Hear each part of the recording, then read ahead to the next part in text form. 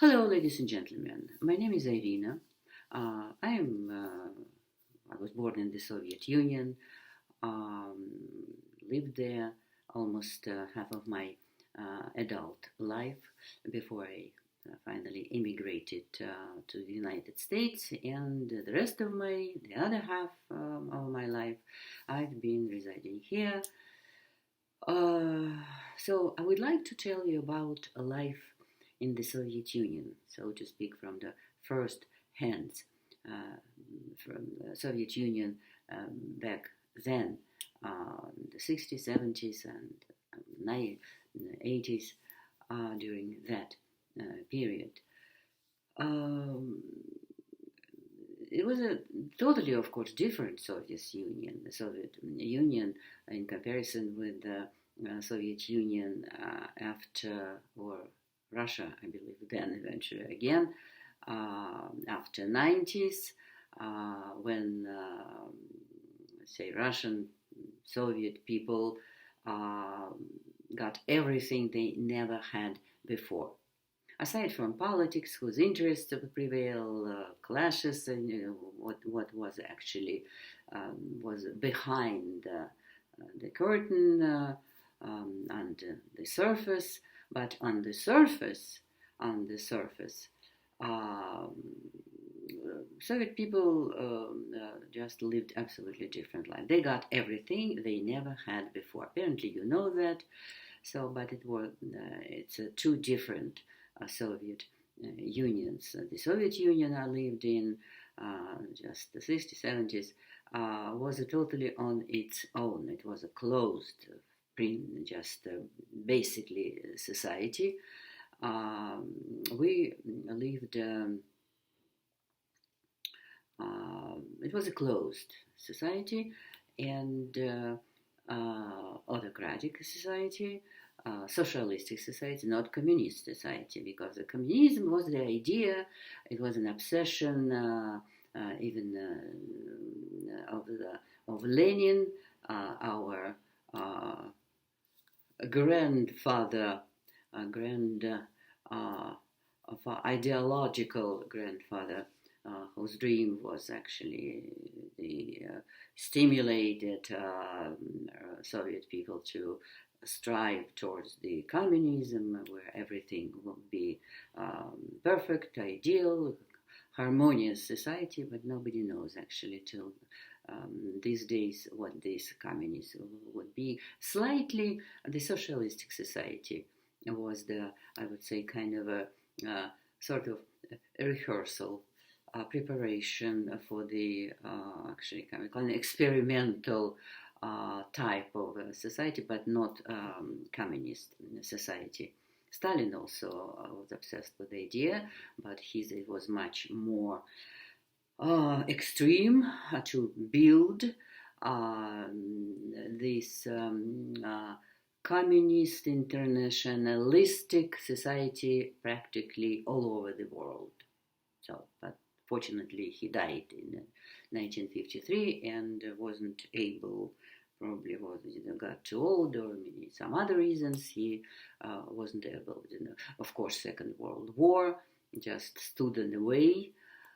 So this is history. Yeah, wrote its own scenario script.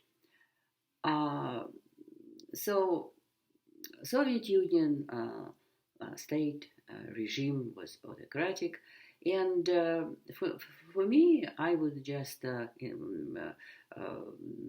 introduce you to some like a metaphoric way how I see it. So the state as a very caring, strict, loving mentor, like our parents, right? They strict, they trying to do their best, they took care of us. Was our, let's say, government doing for us. And in return, the government expect us to be loyal, faithful, honest, and obedient, of course. This is the main thing, to be obedient. Because uh, our government gave us many great things. Free education from the kindergartens up to universities, colleges, schools, of course, and free medicine, hospital, doctor services, everything free. And it was great. And we at the time couldn't even imagine it would be otherwise. We took it, let's say, for granted. And also, the retired people were getting some, were paid some small pension. Actually, it was quite small, just not to die from hunger, but people somehow managed to get around to survive. Elderly people, in many cases, elderly parents, grandparents, they actually they had to live with their children. Yeah, this is reality. And about actually one political observer from Russia recently, I watched his video. He just his vision of the Soviet Union is as that system was fine, providing people with everything they needed, and paying quite a good, decent salary. The earnings quite good enough to get everything, most necessary things. But this is actually where the uh, some kind of a problem with saying that, because people, yes, particularly common, ordinary people, hardworking people, let's say blue collar workers, and some other people, as well, who usually provide the whole country with everything people needed, from airplanes, automobiles, and medicine, and everything what we needed in life. These people provided us many different venues, many different spheres, of course. And they lived, most of them, of course, on just a steady earning. Well, I say that it was very minimum earning. Wouldn't let you to get anything, or at least something you would like. Only necessary things. So the government was just taking care of us, and we had to be obedient, to believe in this idealistic communist dogmas, but practically nobody believed in this obsolete already even then.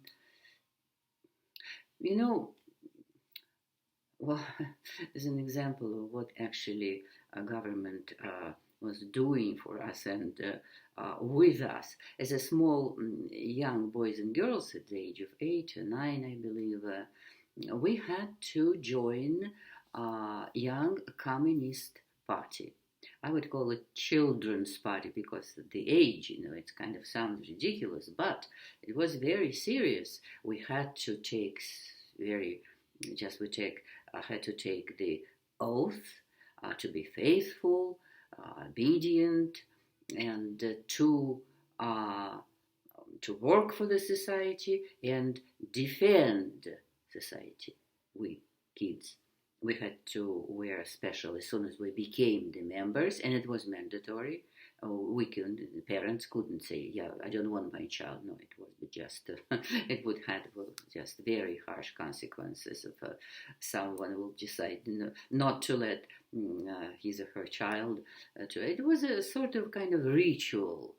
And we all again had to comply. Then the other stage was also a young communist party when we reach, I believe, 18, or maybe even earlier, 16, I don't quite remember, to enter this stage to become young, as a young boys and girls.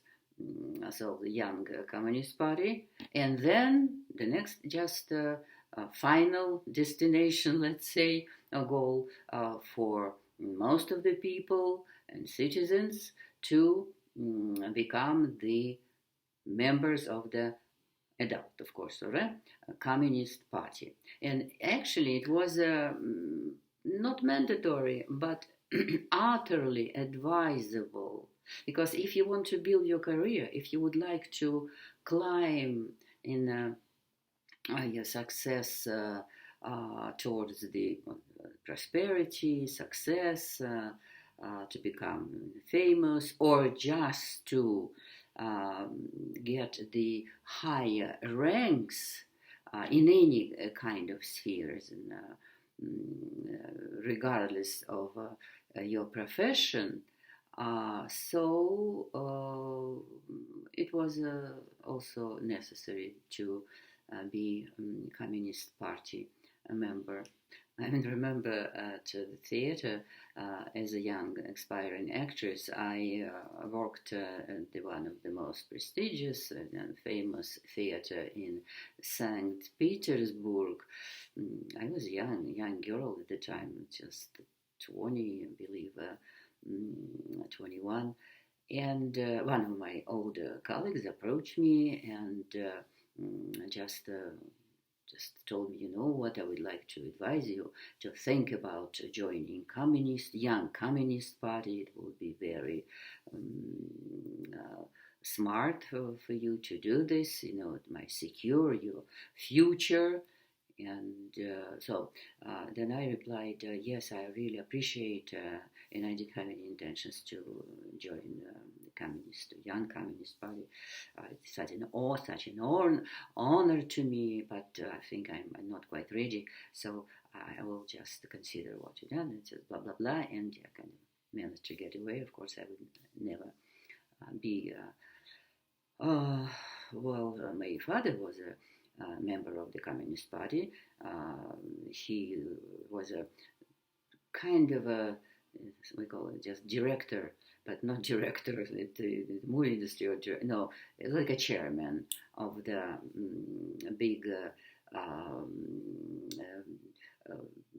glass factory designing company, designing glass factories. So it was a very big, not company, let's say entity, organization, as we used to say. He had to, and during our quite open, he was a very noble, very honest, very decent man, and I knew that he never admitted, but just we both knew that he had to be. Yes, this is it was just necessary, and that Soviet society, and he was just. I remember I tried to explain to him something. Was a young, idealistic girl that why had to, you don't have, but in any case, it was the norm. Let's say it was a tradition, and so our government just indeed took care of us, took all of us under its wings, and we were supposed to be happy, and we actually were, particularly young guys and girls. I was a student, and I wanted to be an actress. It was my dream, and I became an actress during my student years.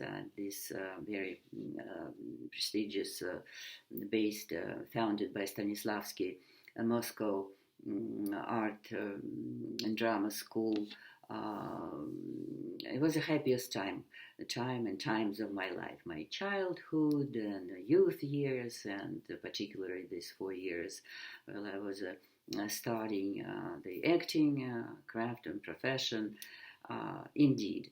And I can tell you, living in Moscow was my happiest time indeed. I've learned so much. I got so many friends, and just it was difficult. It was tough to live alone because of my parents. They were still in St. Petersburg, so I lived alone in Moscow.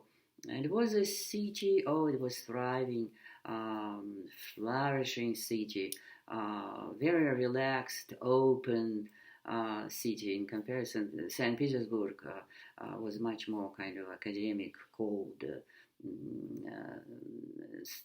city, more conservative.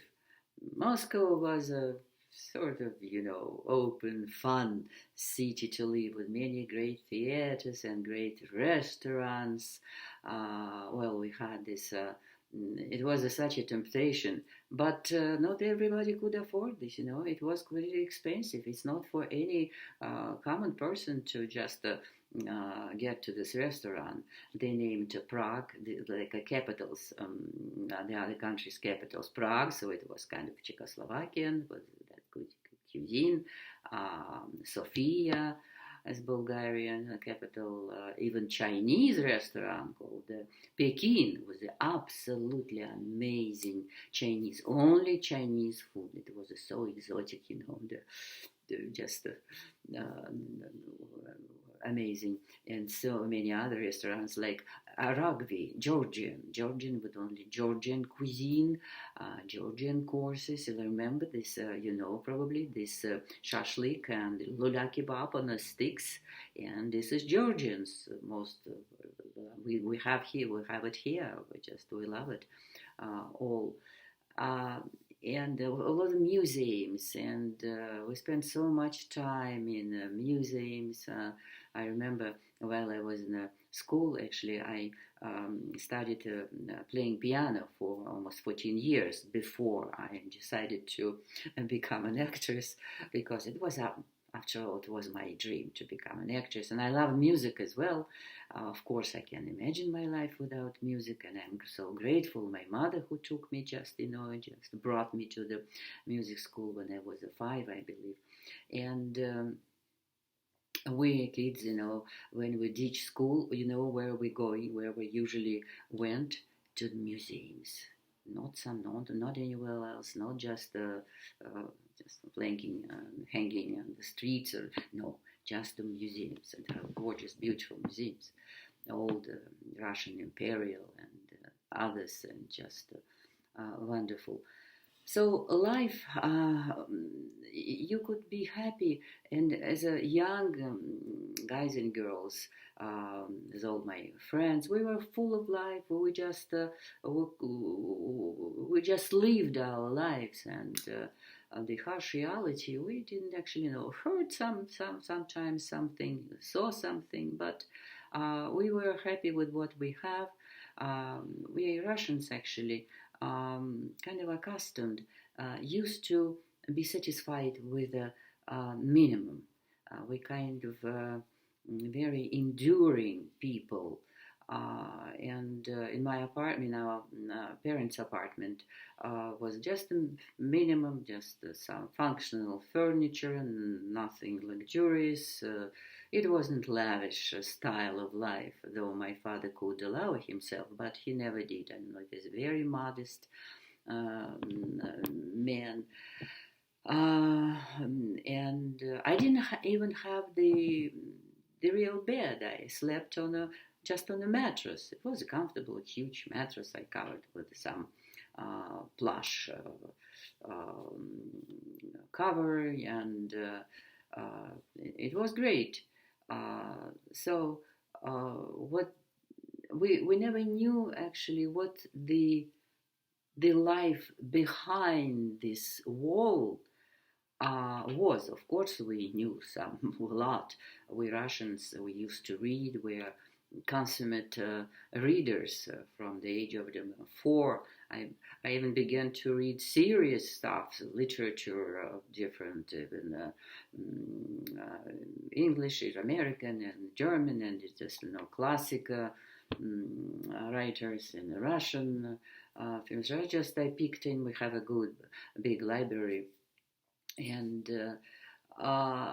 so we were full of anticipation of a life ahead of us.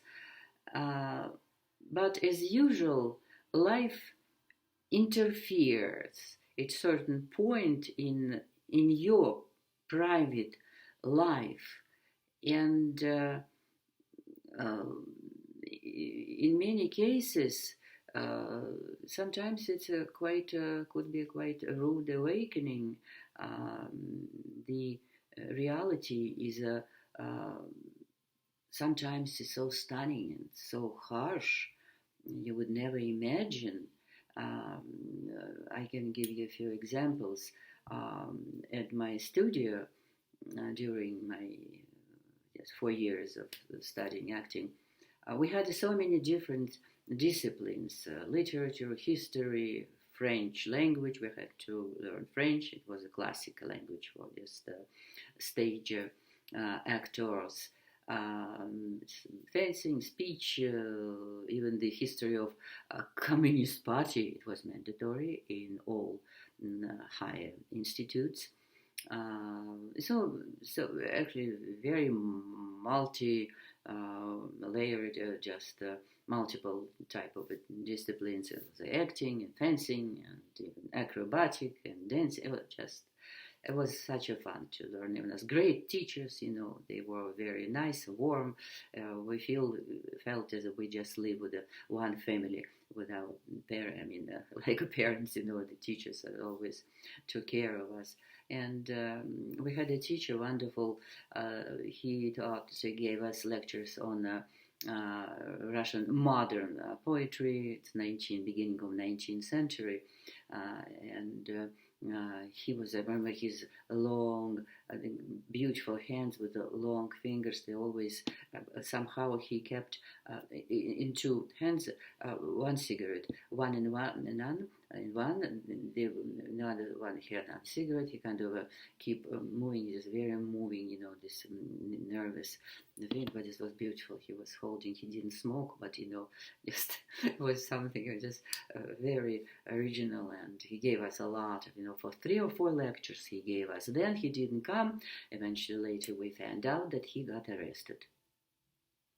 Wow! How? Why? We knew that he is a writer. He is a poet.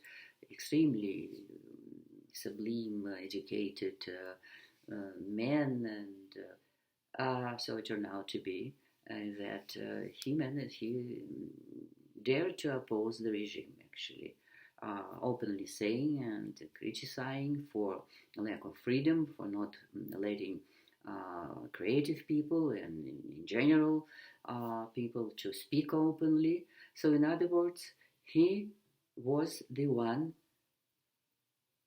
who opposed the regime, the authorities, as a creative person. As a creative person, his statement was we all needed freedom to express ourselves. So, to make long story short, he got arrested. Then he faced the trial, public trial, and being charged with a few articles for not being this and that. I don't quite remember, but not complying, and been sentenced for 7 years of hard labor. We all witnessed that, since he was our teacher, we wanted or not. And his friend, by the way, his colleague as well, Sir Daniel, also as writer, the free-spirited one, was arrested and exiled, sent in an exile. Another teacher in our studio, actually our art institutes, we had a few in Moscow, not just this studio, a few others, a special institute of the cinematography, theatrical also, Drama Institute, and one more, Vakhtangovsky Studio. And we had much more liberal atmosphere. Uh, More ideas, were in air. We were able to get to think freely. Our teachers were much more open, not just very strict and dogmatic, following only the certain pace, but we managed to get much from our teachers over many great things, the sharing their experience with us. They were all very talented, just very well educated. And another teacher of literature, classical European and world literature, we also had to study. And the first lecture he came, it was such a small, very funny looking glasses, with very sharp eyes and such a mischievous eyes. He looked at us for the first time. He just came into auditorium, said, "Hi guys, so what's up? I'm gonna be a teacher, and okay, first of all, I'm gonna tell you about myself, who I am, where I came from." Oh, great! And he began. First of all, I was in exile for almost 14 years, so I have to tell you that. Just to open your eyes so you see the world. And we were stunned. For the first time in our life, we saw the real person who had been sentenced and was imprisoned, and he was telling us this story. He told us the story of his life, and it was a terrific sense of a kind of irony and humor.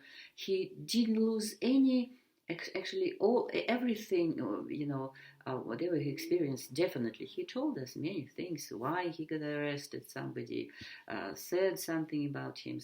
Just in other words, he was kind of concocted, as in many cases, practically nothing serious, but even said something inadvertently, or even anecdote, if you say, where something about not quite right to say something, or just mocked the party member, or particularly just during 40s, 50s. It was very tough, very harsh during Stalin's regime. And it was another revelation. It was something we just never heard. And so the life actually gave us something what we would never expected, right? Like always with all of us, right? We don't know what could happen tomorrow, what would be just what would happen, or and if something new happen, and whatever can change your life forever, as actually happened with us. We began gradually to understand that what, yes, we see is not quite the surface of everything. It was tough, actually. The other thing is what I saw and witnessed, and around me at that time in Moscow, how common, ordinary people lived in just a very, very practically not happy life. They were hard-working people living on a very limited income.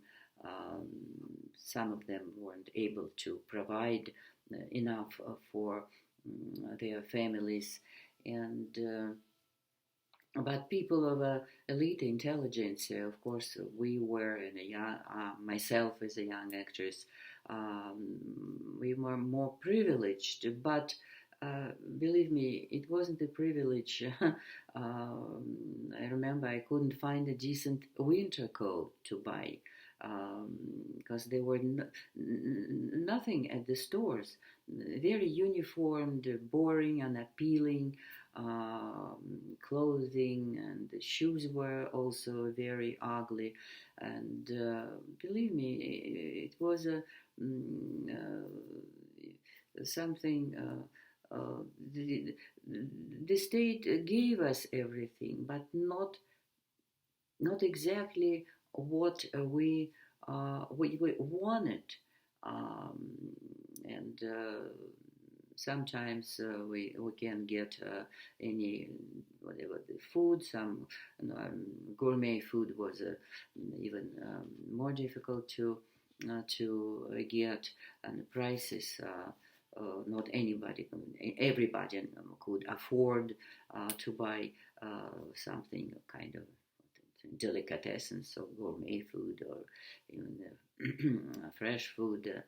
Uh, you always was a deficit, actually. This is one of the words we live with. Deficit was everything, is practically deficit from the, let's say, auto tires. Even if you, some lucky people, they already had cars, but not most of us. I couldn't even dream about car. I would never be able to afford a car. As all my friends around. Um, so cars at the time was such a and something we never could have. We actually didn't need it. But people who didn't had money, they had to wait for about 2 years sometimes. Was waiting a line to get the car.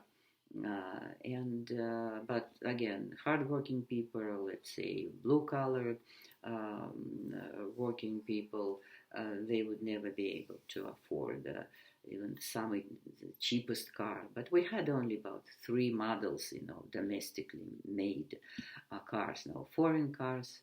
We didn't have any businesses. We didn't have any free enterprises. No, we got our payments at the theater. Yeah, I remember in rubles, of course. No car, no foreign currency, no dollars. Oh, we of course knew about dollars. We just been paid by with rubles, and I remember we just got rubles, just the paper rubles, right, in hands, kind of a small pack, the rubles. But for me, it was like a $120 would be kind of sort of equal to what I get. Imagine what a young actress, woman, would I live on $120? Gosh, even to buy decent silk stockings or a purse would cost me about $100. But it was sometimes, of course, we people in the art, creative people, we could make some, of course, money making movies, playing some roles in the movies, and I did actually. I had a few, and God, I remember so much. After all, my fee for the main role I played was absolutely stunning. I never had so much money, but it wasn't that much. But at least I was able to buy finally this nice, uh, um, beautiful bedroom set. The bed, some other furniture for my small room, um, and I was very happy. So on the one hand, we indeed were quite happy, but on the other hand, there was always something which reminded us that um, the life wasn't good for any of us or for each of us. So many, I would say, whoopses, and it's just kind of a was often it was quite hard to comprehend um, why what is going on, why not everything is the way it should have been. Bribery, corruption, the people with connection, you're lucky if you have a good connection. So then you would be you'd have more chances to get at least what you want. It could be something small, or maybe sometimes something big. But anyway, I believe I told you quite enough. I will stop at this point. I guess I will continue. Please leave your comments and questions if you'd like, because I have so much to say and share with you. And actually, I was going to entertain you as well as an actress, with some funny stories, but probably it would be in my next video. Thank you very much, and all the best to all of you.